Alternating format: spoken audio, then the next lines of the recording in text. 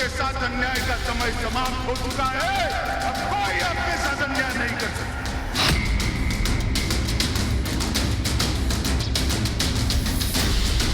विकास के युग में कोई खलल नहीं डाल पाएगा।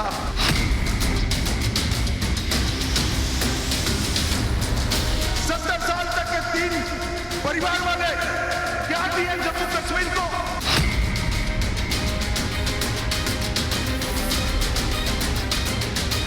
भारत माता की, भारत माता की, भारत माता की।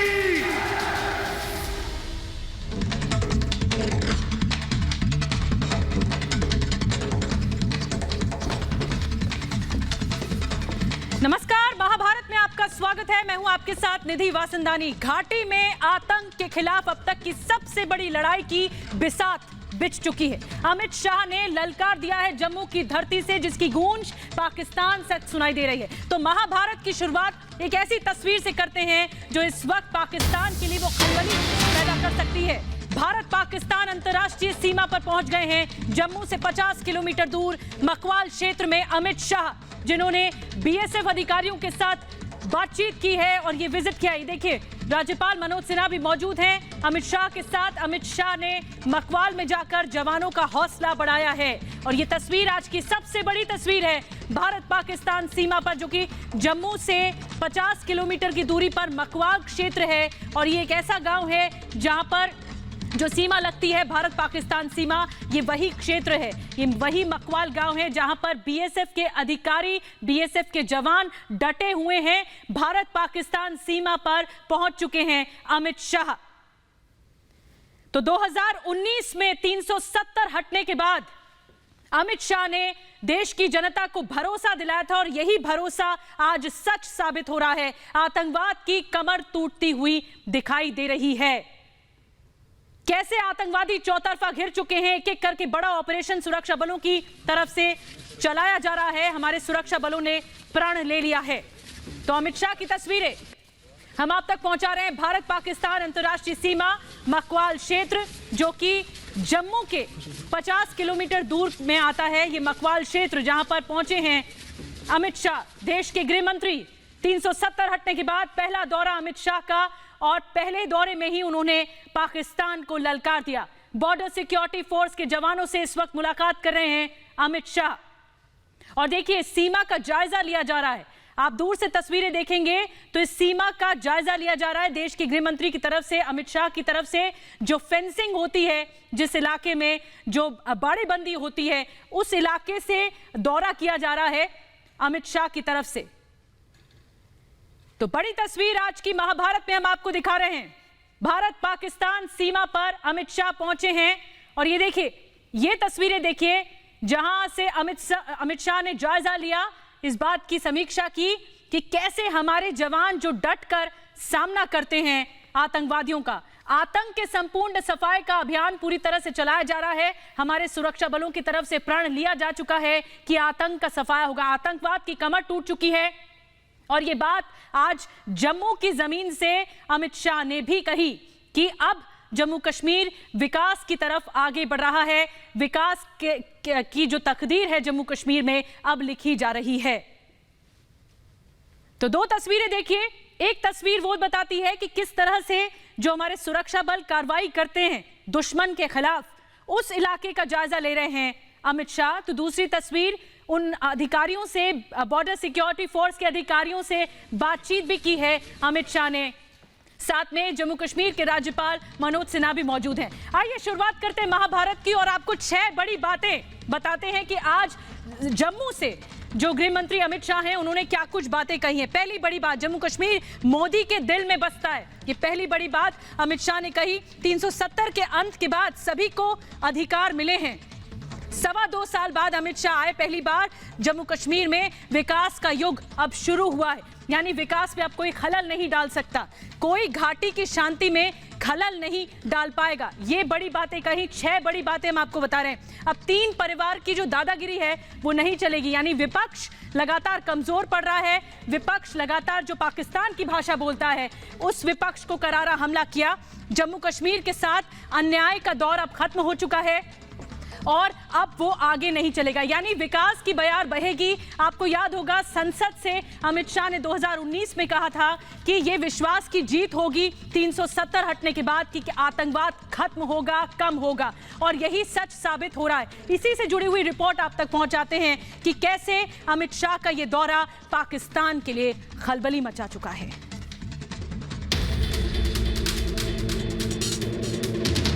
आज जम्मू की धरती से प्रधानमंत्री मोदी के चाणक्य कहे जाने वाले अमित शाह ने हुंकार भरी।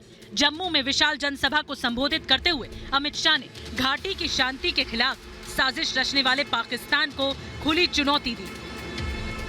मैं आप सबको विश्वास दिलाने आया हूं, विश्वास रखिएगा, विकास के युग में कोई खलल नहीं डाल पाएगा, जम्मू कश्मीर के विकास को कोई रोक नहीं पाएगा।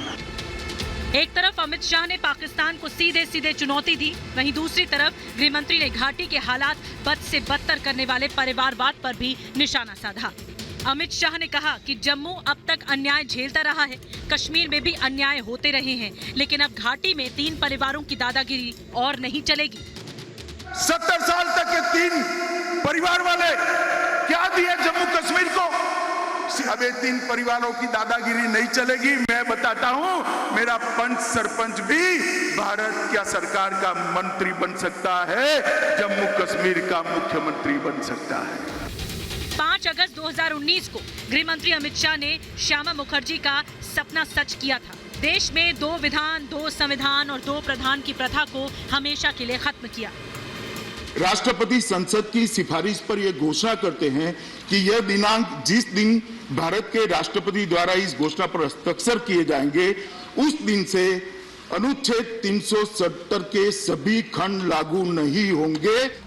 अनुच्छेद 370 खत्म होने के 2 साल बाद आज जब गृहमंत्री अमित शाह पहली बार जम्मू पहुंचे तो श्यामा प्रसाद मुखर्जी को श्रद्धांजलि देना नहीं भूले। श्यामा प्रसाद जी के साथ एक देश में 2 निशान, 2 विधान, 2 प्रधान नहीं चलेंगे का नारा दिया। श्यामा प्रसाद जी का आत्मा जहां पर भी होगा, ऊपर से हमारे देश के प्रधानमंत्री श्री नरेंद्र मोदी को लाख लाख अभिनंदन और आशीर्वाद। 370 के बाद पिछले 2 सालों में जम्मू कश्मीर की तकदीर बदल चुकी है। एक तरफ पाकिस्तान परस्त आतंकियों पर जम्मू कश्मीर में चुन चुन कर प्रहार हो रहा है, वहीं दूसरी तरफ केंद्र सरकार की पहल के बाद जम्मू कश्मीर विकास की राह पर सरपट दौड़ने लगा है। विकास दोनों का साथ में होगा, कश्मीर का भी होगा, जम्मू का भी होगा। दोनों मिलकर भारत को आगे बढ़ाने के लिए एक साथ प्रयत्न करेंगे। पिछले 2 सालों में मोदी सरकार की कोशिशों का नतीजा ही है कि आज घाटी में आतंकवाद खत्म होने के कगार पर है, और इस बात को मोदी विरोधी पार्टियां भी आज सार्वजनिक मंच पर स्वीकार करने को मजबूर हैं।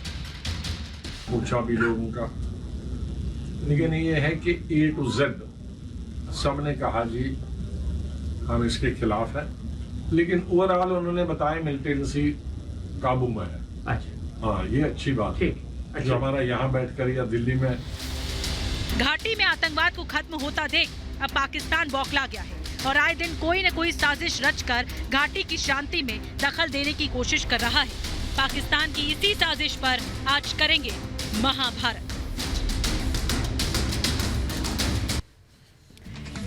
चलिए महाभारत की शुरुआत करते हैं। हमारे साथ तमाम खास मेहमानों का एक पैनल जुड़ चुका है महाभारत में बहस करने के लिए। हमारे साथ राजीव जेटली साहब जुड़े हैं, आप बीजेपी के स्पोक्स पर्सन हैं। हमारे साथ मेजर जनरल जीडी बख्शी साहब रिटायर्ड जुड़े हैं, डिफेंस एक्सपर्ट। हमारे साथ जुड़े ललित अंबरदार साहब, आप कश्मीरी एक्टिविस्ट हैं। हमारे साथ पाकिस्तान से भी मेहमान जुड़ रहे हैं, मोहम्मद नदीम कुरैशी जो कि इमरान खान की पार्टी तहरीके इंसाफ, पाकिस्तान तहरीके इंसाफ से जुड़े हुए हैं। हमारे साथ फखार यूसुफजाई भी जुड़ रहे हैं, आप जर्नलिस्ट हैं। तो सबसे पहले नदीम कुरैशी साहब आपके पास में आऊंगी। पाकिस्तान पर आरोप लगते रहे हैं कि वो घाटी में आतंकवाद को प्रायोजित करता है। अब घाटी में आतंकवाद कम हो रहा है, जम्मू कश्मीर में आतंक की कमर टूट रही है। ये अच्छा नहीं लग रहा होगा आपको, चुभ रहा होगा, दिल में दर्द हो रहा होगा। बिस्मिल्लाहिर्रहमानिर्रहीम। महाभारत के जरिए पूरे देखने वालों को अस्सलाम वालेकुम। देखिए, पाकिस्तान को ना कल कोई दर्द था, ना पाकिस्तान को आज कोई दर्द है। पाकिस्तान को एक ही मौके पर कायम है। आप जिसको आतंकवाद कहते हैं, पाकिस्तान उसको फ्रीडम फाइटर कहता है। आपने कश्मीर पर जिस तरह से 370 ये खत्म करके कोशिश की कि मुसलमानों की जो अक्सरियत है उसको खत्म किया आपकी जाए। तो पुरानी आदत रही है, बुनियादी तौर आप पर आतंकवादियों को शहीद कहते हैं, आपकी पुरानी आदत रही है और आपको मैं नहीं जवाब दूंगी।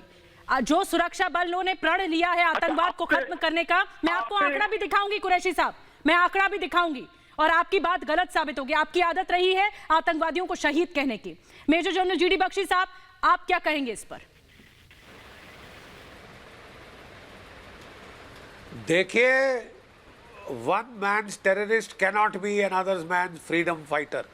ये जो है ये ढकोसला इन्होंने किया हुआ है बहुत देर का। फ्रीडम फाइटिंग के नाम पे शरेआम औरतें बच्चों की यहाँ पे खून हो रहा है, जो कि निर्दोष हैं उनका खून हो रहा है, उनका कत्लेआम हो रहा है। क्या एक सिख प्रिंसिपल औरत को मार डालना ये फ्रीडम फाइटिंग है?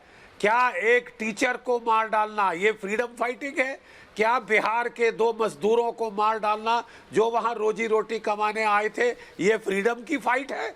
क्या वहां पे एक बेचारे रेड़ी वाला जो कि पानी पूरी बेच रहा है उसको मार डालना आप फ्रीडम फाइट कहते हैं? साहब, ये ढकोसला किसी और को दीजिएगा। आप वहां पे कत्ल गारत पे लगे हैं, खूना खच्चर पे लगे हैं, और वो भी सिविलियन औरतों बच्चों का। यही वजह है जब मैं था घाटी में, वादी में 5000 आर्म टेररिस्ट वहाँ पे होते थे। 60% आपके पंजाब से, पाकिस्तानी पंजाब से और अफगानिस्तान से आए हुए थे। आज 150 रह गए हैं और वो अपनी रेलेवेंस दिखा रहे हैं। एक बेचारी सिख लेडी प्रिंसिपल को मार के, एक टीचर निहत्थे को मार के, एक किसी मजदूरों को मार के, ये सब करके आप जो है अपने आप को फ्रीडम फाइटर बताना चाहते हैं। साहब, लानत है ऐसी फ्रीडम फाइटिंग के ऊपर, और ये जो है ये अब चलेगा नहीं। अगर आप समझते हैं ये अफ़गानिस्तान की फ़ौज है जो एक दिन उड़नछू हो जाएगी, गायब हो जाएगी, बिक जाएगी, बड़ी भारी गलतफहमी में हैं आप। आपको हम 2 बार ट्रेलर दिखा चुके हैं। एक उड़ी के बाद आपको छोटा ट्रेलर दिखाया था, 3-4 महीने आप ठीक रहे। फिर बालाकोट में हमने आपको एक एयर स्ट्राइक का ट्रेलर दिखाया, 22 महीने आप चुप रहे। फिर आपको चीन ने उकसाना शुरू किया कि मैं हूं ना लद्दाख में, आप करो जो करना है, भारत कुछ नहीं कर बिल्कुल बख्शी साहब, अब आपको चचा बाइडेन बता रहे हैं कि भारत को आप कुछ नहीं करने देंगे। साहब, गलतफहमी में मत रहिएगा। बिल्कुल आप ठीक कह रहे हैं बख्शी साहब। अब अमेरिका आईना दिखा रहा है पाकिस्तान को, अमेरिका के बख्शी साहब, मैं आपका भी ध्यान इस तरफ खींचना चाहूंगी। जंगी बेड़ा यहाँ भेजा था। ठीक, बख्शी साहब, मैं आपका भी ध्यान इस तरफ खींचना चाहूंगी। कुरैशी साहब, फखार साहब जो कि पाकिस्तान से हमारे साथ मेहमान जुड़े हैं, कि कैसे आतंकवाद साल दर साल कम होता जा रहा है और जवाब दिया जा रहा है जो कि जिस देश से प्रायोजित होता है आतंकवाद। मैं चाहूंगी कि एक ग्राफिक्स दिखाऊं जो कि आतंकवाद किस तरह से 2016 से कम हुआ है और फिर 2019 के बाद से और कम हुआ है, जब से 370 हटा है घाटी से। तो मैं तस्वीरें दिखाना चाहूंगी और ग्राफिक्स दिखाना चाहूंगी। इस वक्त हम तस्वीरें लगातार अमित शाह से जुड़ी हुई दिखा रहे हैं, जो कि अमित शाह भारत पाकिस्तान सीमा पर इस वक्त अमित शाह मौजूद है। आइए मैं आपको दिखाती हूं वो ग्राफिक्स कि जिस तरह से देखना चाहिए उस पाकिस्तान को भी जो कि हमेशा इंकार करता रहता है। पहले मैं तस्वीरें दिखाऊं कि ये देखिए अमित शाह की, देश के गृह मंत्री की ये तस्वीर, कि कैसे जायजा लिया जा रहा है दूरबीन की मदद से जायजा लिया जा रहा है जिस इलाके से हमारे सुरक्षा बल जिस इलाके से हमारे सुरक्षा बल नजर बना के रखते हैं दुश्मनों पर ताकि टारगेट किया जा सके। ये वही इलाका है जहां पर यहां अमित शाह पहुंचे हैं। मकवाल क्षेत्र है जो कि जम्मू से 50 किलोमीटर दूर पर है। आइए जल्दी से मैं आपको दिखाती हूं कि जो आतंकवाद की कमर है वो कैसे टूटे, यानी आतंकवाद कैसे साल दर साल कम हुआ है। 2016 की बात की जाए तो कैसे आतंकवाद कम हुआ है, आतंकी वारदातें घटी हैं, 322 पे थी, आतंकी जो ढेर हुए वो 150 ढेर हुए। आगे बढ़िए, 2017 की बात की जाए यानी दूसरा साल, जिसमें 342 आतंकी वारदातें हुई और आतंकी ढेर किए गए 213। वहीं आगे बढ़ेंगे, 2018 की बात करेंगे, आतंकी वारदातें यहां पर बढ़ी 2018 में, जिसमें 614 आतंकी वारदातें हुई और 257 आतंकी ढेर किए गए। अब आ जाइए 2019 में, जिस साल अगस्त में 370 का आर्टिकल 370 को हटाया गया घाटी, वहां पर आतंकी वारदातें 594 हुई, आतंकी 157 ढेर किए गए। अब 2019 से गौर कीजिए, 2020 आया, आतंकी वारदातें कम हुई, 244 पर आ गई, यानी 500 से आधी आ गई। उसके बाद आतंकी ढेर किए गए 244। ये आतंक का संपूर्ण सफाया होने की तरफ आगे बढ़ता कदम है। 2021 जून तक का आंकड़ा आपको दिखा रही हूं। 2019 से 2021 तक देखिएगा, जब 370 हटा घाटी से, कि कैसे आतंकियों पर प्रहार किया गया। वारदातें 43 हुई, बिल्कुल आधी से भी कम हो गई, और उसके बाद आतंकी 61 ढेर हुए। और ये लगातार बीते कुछ दिनों में हम देख रहे हैं। पाकिस्तान से जो हमारे साथ मेहमान बने हुए फखार यूसुफजई, मैं आपके पास आऊंगी। फखार साहब, ये आतंक के खिलाफ भारत में जम्मू कश्मीर में सबसे अग्रेसिव मोटिव के साथ अभियान चलाया जा रहा है। बीते 17-18 दिनों में इतनी ज्यादा मुठभेड़ हो रही हैं और कई आतंकी ढेर किए जा चुके हैं। कोई जवाब है आपके पास?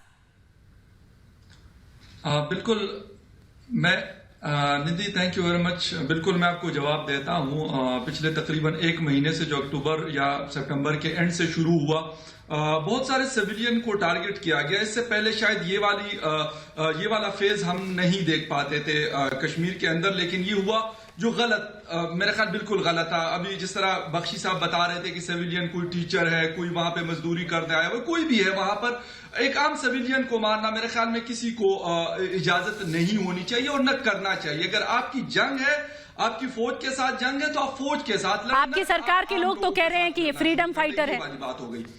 कितना विरोधाभास है आप लोगों की बातों में। आप जर्नलिस्ट है वहां पर, और आपके सरकार में जो लोग हैं वो कह रहे हैं फ्रीडम फाइटर है। कितना विरोधाभास है। मैं ललित अंबारदार से बात करूंगी। जो ललित जी, आप 1990 का दौर भी देख चुके हैं। कब है कि वो फ्रीडम फाइटर है पाकिस्तान के, आपके लिए वो टेररिस्ट है? कैसे हो सकता है ये? आप अपनी बात को कैसे डिफेंड करेंगे? आपके लिए वो फ्रीडम फाइटर है, एक आतंकवादी जो देश में दहशतगर्दी फैला रहा है, भारत में साजिश रच रहा है आतंकवादी संगठनों के जरिए, वो आपके लिए फ्रीडम फाइटर होगा? मैं छोड़िए, मैं ललित अंबारदार के पास जाऊंगी। ललित साहब, आपने 1990 का भी कश्मीर और जम्मू देखा है। अब 2021 मैं आऊंगी आपके पास। फखार साहब, मैं आऊंगी आपके पास, मैं आऊंगी। फखार साहब, मैं आऊंगी, रुक जाइए।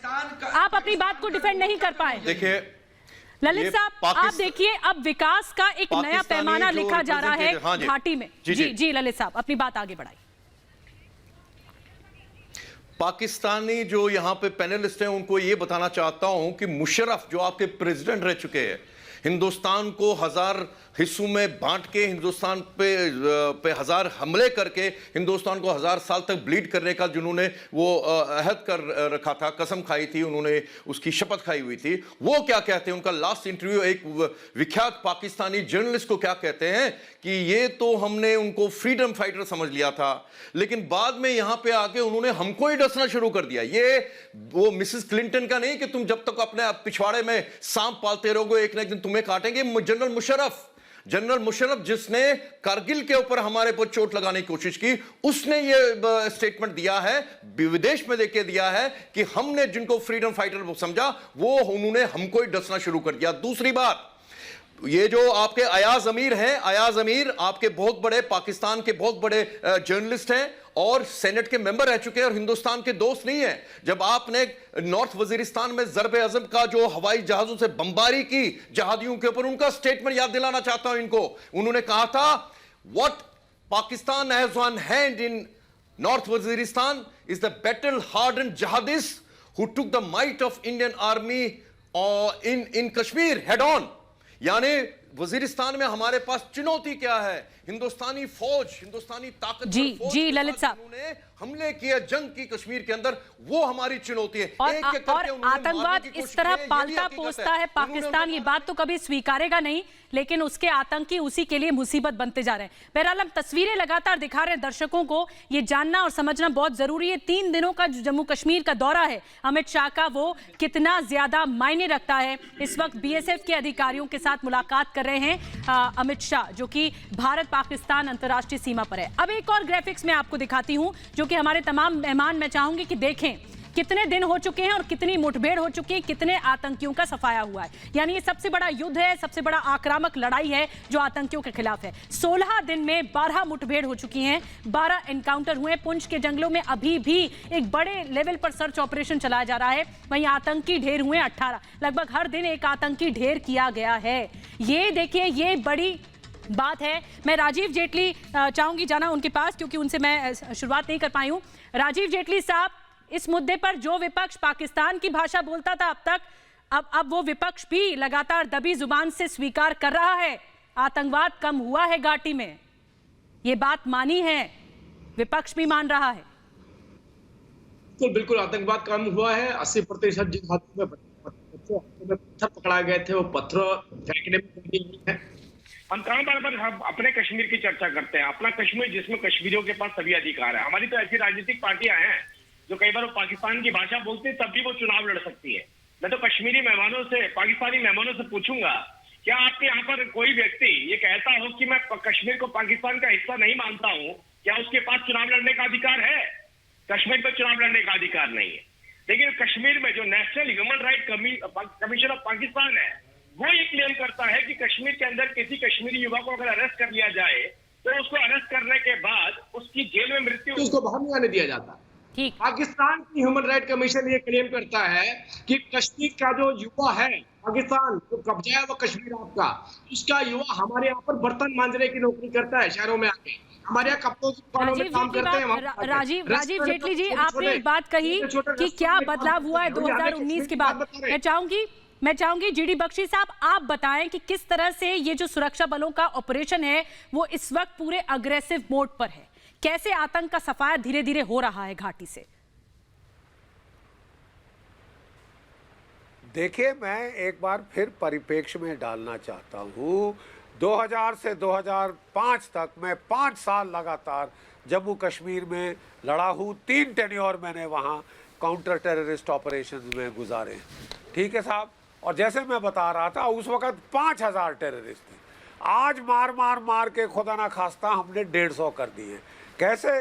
क्योंकि साहब जितने हम मारते थे उतने ये इन्फिल्ट्रेट कर देते थे। 2003 में हमने फेंस बनाना शुरू किया, 2005 तक पूरा हो गया, और जैसे ही 2005 में हमारा फेंस पूरा हो गया, इन्फिल्ट्रेशन 80 से 85% उस पर कर्टेलमेंट हो गया, डाउन हो गई। फिर हमने मार मार के इनको डाउन करना शुरू किया। आज कोई 150-200 के हैं मार, अभी भी इस वक्त हालात में कोई 108 के करीब रह गए हैं वहाँ पे जी। वो अपनी रेलेवेंस साबित कर रहे हैं सिविलियन को मार के। कभी कोई लेडी प्रिंसिपल मार दी, कोई बेचारी औरत मार डाली, कभी कोई टीचर मार डाला, कभी कोई मजदूर मार डाला। ये इनके हथकंडे रह गए हैं। इनकी भी शेल्फ लाइफ घंटों की और दिनों की रह गई। इनको पता है जब ये इस प्रकार की कुछ वारदात करेंगे, कुछ घंटों के बाद, मैक्सिमम कुछ दिनों के बाद इनकी लाश वहाँ कुत्ते खा रहे हो। बिल्कुल, मतलब ठीक है साहब, और हम करेंगे आप बिल्कुल, क्योंकि ऐसे हैवान अपने आप को फ्रीडम फाइटर बोल के बच नहीं सकते। आप औरतें मारें, आप बच्चे मारें, आप बेकसूर मजदूर मारें, तो फिर आपको उसका खमियाजा भुगतना पड़ेगा। और हम गिन के मारेंगे। बिल्कुल, आप ठीक कह रहे हैं कि चुन कर आतंकियों का सफाया होगा। कि कहीं ये पॉलिसी चेंज नहीं हुई कि पाकिस्तान अगर यहाँ वार करता है तो हम सीमा के पार पलटवार करेंगे। ठीक, फखार यूसुफजई, मैं जवाब लेना चाहूंगी आपसे। 370 आने के बाद, हटने के बाद घाटी में किस तरह से ये आतंकवाद की कमर टूट रही है, आतंकवाद कम हो रहा है, ये एक बात की बानगी है। अमित शाह ने संसद से कहा था कि भरोसा जताइए, अगर 370 हटा तो विकास बढ़ेगा घाटी में। क्या कहेंगे आप? निधि, आप लोग ये बात तो कर रहे हैं, लेकिन जो कश्मीर के लोग हैं और बाकी मीडिया, इवन आप लोगों का अपना मीडिया ये कहता है कि ये कहा गया था कि आफ्टर 370 जब हम इसको हटाएंगे तो बहुत तरक्की होगी, बहुत बेहतरी आएगी, लेकिन वो चीज नहीं हुई। बेशक अमित शाह साहब 2 साल के बाद वहां विजिट कर रहे हैं, आप लोगों के बड़े पावरफुल किस्म के इंटीरियर मिनिस्टर हैं, और पाकिस्तान को इससे पहले भी, कुछ दिन पहले भी उन्होंने सर्जिकल स्ट्राइक की धमकी दी थी, देते रहते हैं। जी नहीं यूसुफजई साहब, आपको दरअसल ये बुरा लग रहा है। ये दोनों साइड पे हमारे यूसुफ जाई साहब, आपको दरअसल ये बुरा लग रहा है, न सिर्फ आपको, पूरे पाकिस्तान को इस बात के लिए दर्द हो रहा है कि क्यों आतंकवाद खत्म हो रहा है, क्योंकि पाकिस्तान पर तो आरोप लगते हैं प्रायोजित करने के, स्पॉन्सर करने के। पाकिस्तान अपने ही आतंकियों को पालता है जो उनके लिए मुसीबत बना हुआ है। मैं बताती हूँ कि नए भारत का जो नया कश्मीर है वो किस तरह से आगे बढ़ रहा है और 370 हटने के बाद क्या कुछ बदलाव आए हैं। 370 से पहले नए भारत का नया कश्मीर आपको बता रहे हैं। 370 के पहले की तस्वीर, 370 के बाद की तस्वीर। और पहली बड़ी बात जो ये है कि किस तरह से जो पहले 2 कानून थे, 2 ध्वज लहराते थे, अब हमारा तिरंगा लहराता है, वहां पर भारत का तिरंगा लहराता है। यह खत्म हुआ। 2 संविधान थे पहले, 370 से पहले तो 2 संविधान थे और 370 के बाद सिर्फ भारत का संविधान लागू होता है। जी हाँ, यूनियन टेरिटरी हो चुका है और भारत का संविधान लागू होता है। दोहरी नागरिकता थी पहले, 370 से पहले दोहरी नागरिकता थी, तो 370 के बाद सभी भारत के नागरिक हैं, सभी भारत के सिटीजन्स हैं। कोई किसी बात का कोई विभाजन नहीं है। बाहरी जमीन, कोई बाहरी व्यक्ति जमीन नहीं खरीद सकता था, ये कानून था 370 से पहले। लेकिन 370 हटने के बाद, जब घाटी से हटा, कश्मीर से हटा, तो जमीनें खरीद सकता है कोई बाहरी व्यक्ति। 370 से पहले बाहरी को नौकरी नहीं मिल पाती थी कि जम्मू कश्मीर में जो युवा हैं जो बाहर से आते थे वो नौकरी नहीं पा सकते थे। लेकिन 370 के हटने के बाद जो है नौकरी मिलने लगी, रोजगार के अवसर बढ़ने लगे। आरटीआई और सीएजी जैसे कानून लागू पहले नहीं थे, आरटीआई और सीएजी कानून फिर लागू है। मैं तमाम मेहमानों के पास